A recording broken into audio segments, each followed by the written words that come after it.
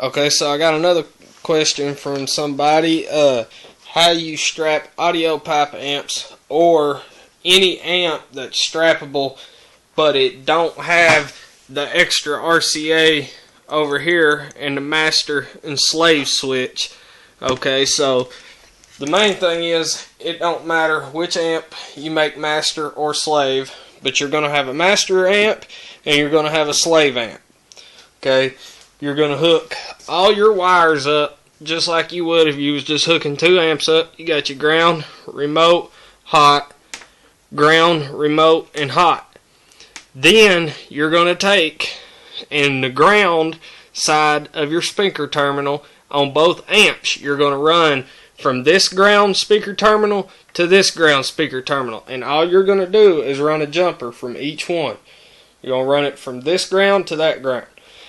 Then on the RCA side of your amp, I'm just using this little cheap RCA just to show y'all, but okay, we're going to make this top one the master amp.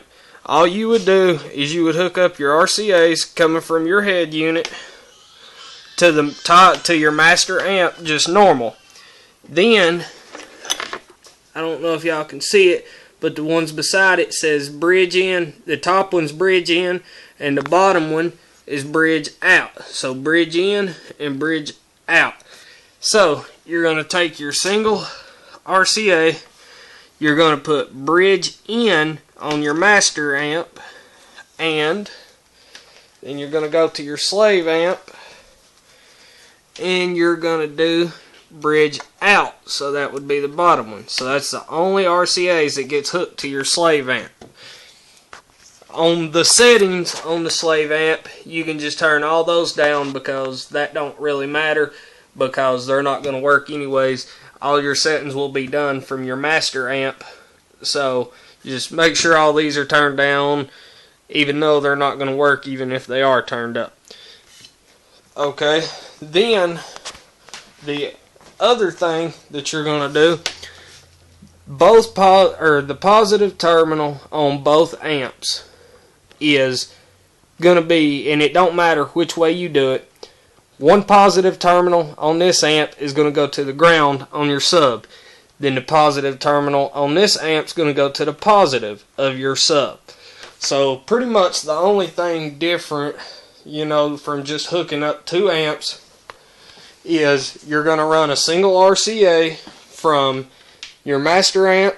It's going to be bridge in on your master amp and bridge out on your slave amp.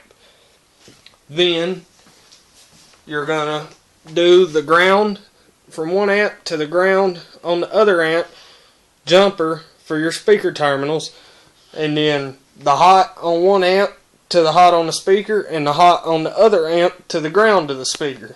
That's the only thing different from, just hooking two amps up, and that's how the manual and Audio Pipe and other companies that don't have a master and slave switch recommends do it.